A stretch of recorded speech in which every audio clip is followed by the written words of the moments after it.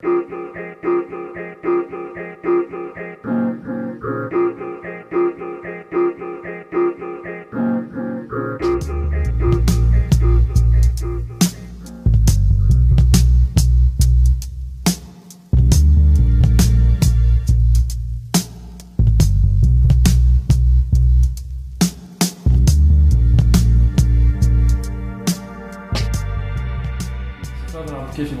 Bonjour. Vous êtes le président du conseil d'administration de la Bourse des valeurs mobilières de Tunis et vous êtes également le directeur général de Tunis Valeurs.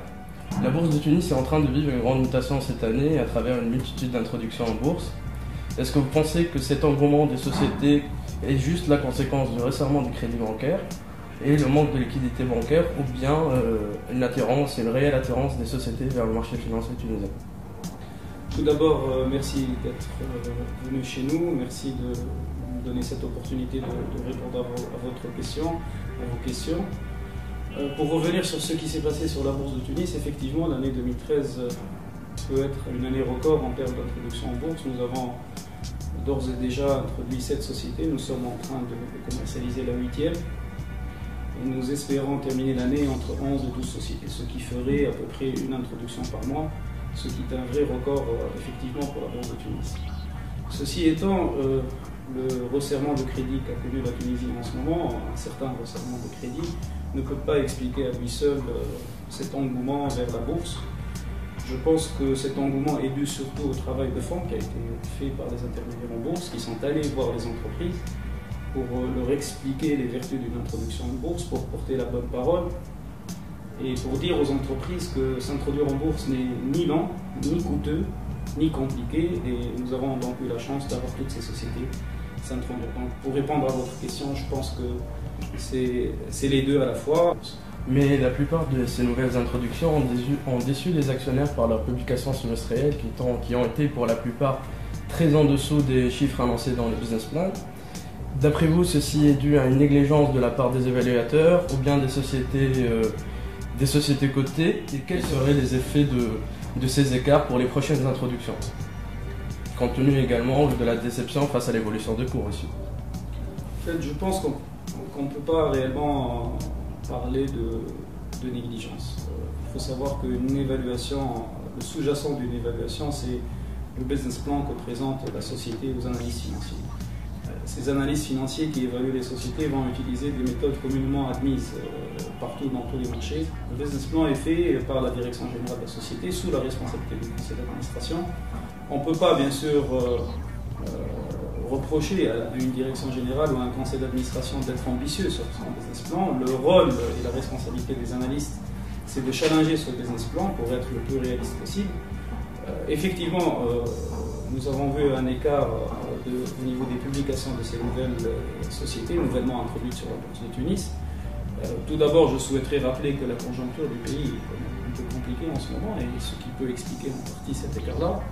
Et deuxième chose, nous sommes à la moitié de l'année et nous espérons que ces sociétés pourront rattraper le retard accusé pour obtenir finalement leur BP vers la fin de l'année. Il y a une grande partie des petits porteurs qui se plaignent aujourd'hui du rythme accéléré des introductions et des manques de coordination entre les intermédiaires, ce qui a lourdement affecté la performance du Tun Index.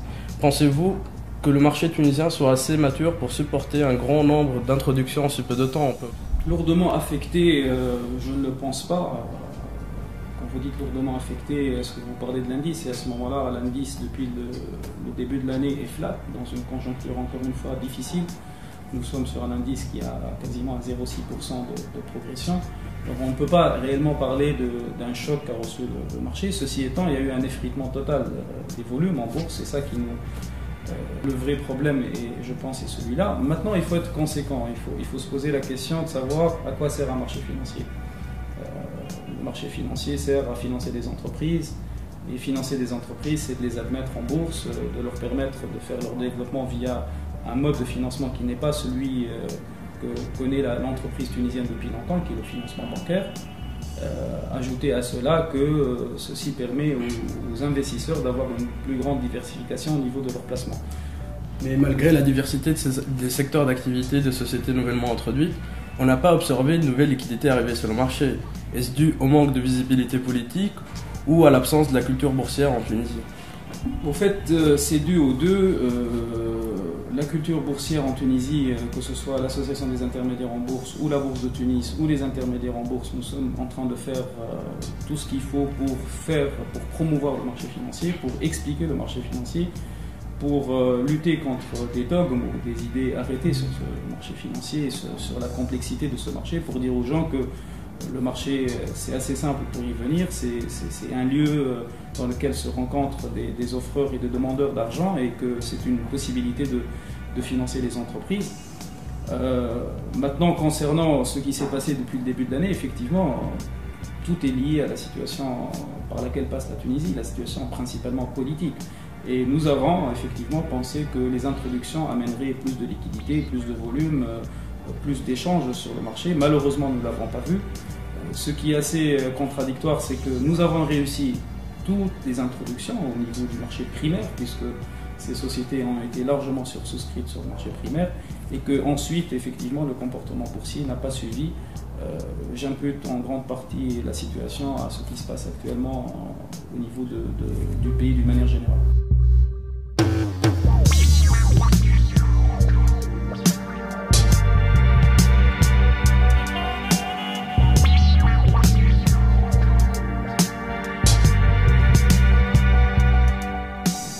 On a aujourd'hui 23 intermédiaires en bourse en Tunisie, et 2 fois ou 3 fois plus de PCVM et de SICAV, pour un volume d'échange moyen d'à peine 2,5 millions.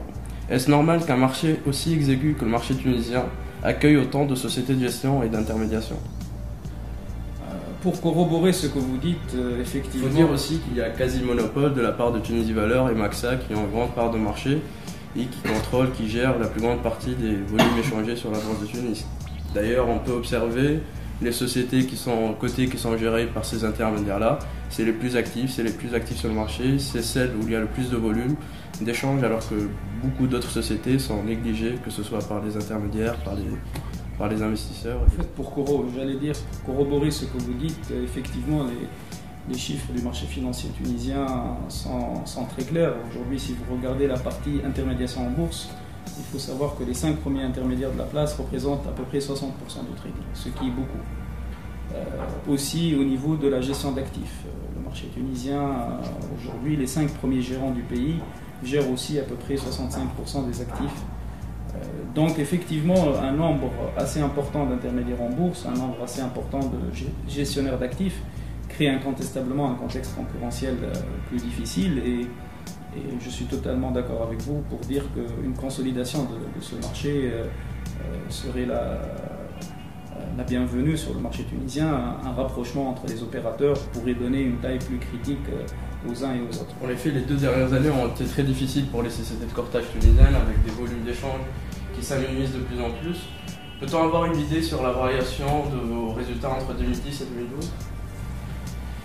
Tout d'abord, je souhaiterais dire que Tunisie Valeur est une société qui est sur 3 lignes de métier. Elle n'est pas seulement sur la ligne de métier d'intermédiation en bourse. Bien sûr, l'intermédiation en bourse est un métier important chez nous, mais le métier le plus important chez nous, c'est le métier de la gestion d'actifs. Et donc, nous sommes le 2e gérant du pays avec à peu près 700 millions de dinars de fonds sous gestion, sous diverses formes, c'est-à-dire des SICAV, des FCP, des comptes, etc. Et aujourd'hui, effectivement, la situation entre 2010 et 2012 s'est dégradée. Grosso modo, nos bénéfices ont reculé dans une plage de 35 à 40% entre 2010 et 2012. Et je pense que c'est une situation qui a affecté un peu tous les opérateurs du marché. Il y a aussi votre filière Integra Bourse qui est installée au Maroc, qui connaît des difficultés. Oui, c'est une mauvaise expérience pour vous qui pourra pénaliser votre développement en dehors de la Tunisie? Mauvaise expérience, ce n'est pas une mauvaise expérience. Les expériences sont tout le temps enrichissantes. C'est-à-dire nous avons connu, grâce à Integra Bourse, un autre marché, nous avons connu d'autres opérateurs, nous avons connu d'autres manières de faire. Et incontestablement, on ne peut pas parler d'une mauvaise expérience au Maroc. Effectivement, nous sommes arrivés sur le marché marocain dans un contexte où le marché s'est un peu retourné et depuis maintenant 4 ou 5 ans, le marché marocain passe par une période difficile après avoir connu une période faste il y a quelques années, où il y avait des introductions en bourse, les volumes étaient très importants. Mais les autorités marocaines sont en train de traiter ce problème précis au niveau du marché financier marocain. Maintenant, est-ce que ceci va entamer notre envie d'aller vers l'Afrique du Nord et l'Afrique subsaharienne? La réponse est incontestablement non. Et je pense que cette expérience, même si elle est un peu difficile actuellement au Maroc, ne peut pas du tout entamer notre volonté d'être un acteur, une boutique de finance nord-africaine et avec des pénétrations subsahariennes.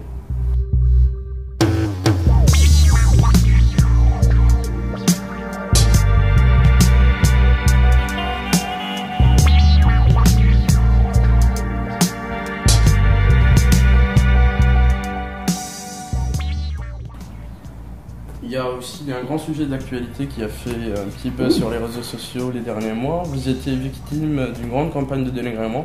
Les gens croyaient qu'il y avait potentiellement un conflit d'intérêts puisque vous alternez la double casquette du président du conseil d'administration de la Bourse de Tunis et vous êtes également directeur général de Tunisie Valeurs, l'intermédiaire en bourse. Je pense qu'il y a eu deux sujets de dénigrement. Il y a eu un sujet de forme et un sujet de fond. Le sujet de forme, effectivement, c'est le sujet dont vous venez de parler, qui est celui d'être en même temps président de la bourse et directeur général d'un opérateur. Ceci est la loi tunisienne, et ceux qui m'ont critiqué sur ça ne connaissent pas la loi tunisienne. Je ne suis pas le premier cas à avoir été en même temps président et DG d'une entreprise qui opère sur le marché. Avant moi, il y avait M. Najimi et M. Portbé qui ont été présidents de la bourse, mais en même temps des directeurs généraux de leur société. Donc ça, c'est la loi tunisienne. Il faut rappeler aux gens que la bourse de Tunis est une SA qui appartient exclusivement aux intermédiaires en bourse et que statutairement, la présidence de la bourse revient à un intermédiaire en bourse. J'ai été élu au mois d'avril 2011 par mes pairs en tant que président pour un mandat de 3 ans et j'en suis extrêmement fier. Et donc voilà, je pense qu'il n'y a pas de sujet concernant ce point-là. C'est un point totalement basique dans lequel il y a eu une élection qui a été... Et vous allez vous représenter pour un nouveau mandat? En fait, c'est trop tôt pour me décider. Il me reste jusqu'au mois d'avril prochain pour me prêter. Ça dépendra de beaucoup de choses. Pour la deuxième question, la question que j'appellerai de fond, c'est les gens pensent que ce président a été à l'origine de cette accélération des introductions en bourse et beaucoup de gens pensent que ces introductions en bourse ont fait baisser le marché. Tout d'abord, je serais fier si jamais on imputerait toutes ces introductions en bourse, ce qui n'est pas vrai au passage. Il y a eu quelques introductions qui ont été effectivement faites par nous, mais il y a eu surtout d'autres introductions qui ont été faites par nos confrères que nous avons soutenues sur le marché. Nous avons une croyance que le marché financier, c'est avant tout introduire des sociétés, les financer, avoir plus d'opportunités d'investissement et arriver à un moment où le marché financier tunisien pourrait être un vrai marché, où la capitalisation boursière pourrait se rapprocher du PIB, où on pourrait avoir 250 à 300 sociétés représentatives du tissu économique tunisien et non pas des secteurs entiers aussi importants que le tourisme, l'agriculture, l'énergie, les télécoms qui ne sont pas représentés aujourd'hui. Donc, et finalement, je dirais en conclusion que je pense avoir agi en conscience et de ce fait, je n'ai pas été très touché par tout ce qui s'est dit, qui a été par moment, qui a dépassé par moment des limites, à mon sens, acceptables aussi. La crise politique que traverse le pays a lourdement affecté la bourse de Tunis et malgré cela, les introductions prévues pour le second trimestre de 2013, on parle de Lila, d'Elise Danin, Citycar, ont été maintenues. Ne pensez-vous pas qu'il faudrait mieux les retarder pour l'année 2014 pour que celle-ci se passe dans les meilleures conditions? Vous avez parfaitement décrit la situation. Les introductions, j'insiste beaucoup, ont été maintenues. C'est-à-dire nous avons un pipe au niveau du conseil d'administration de la bourse. Je rappelle à vos visiteurs que le process d'introduction passe tout d'abord par l'approbation du conseil d'administration de la bourse et ensuite par le visa du CMF avant la commercialisation de l'opération. Nous avons décidé au niveau du conseil d'administration de ne pas arrêter les admissions, c'est-à-dire de voir les dossiers un à un, de continuer. D'ailleurs cet après-midi nous avons un conseil qui va statuer sur une nouvelle introduction. On peut savoir laquelle? Sotémaï.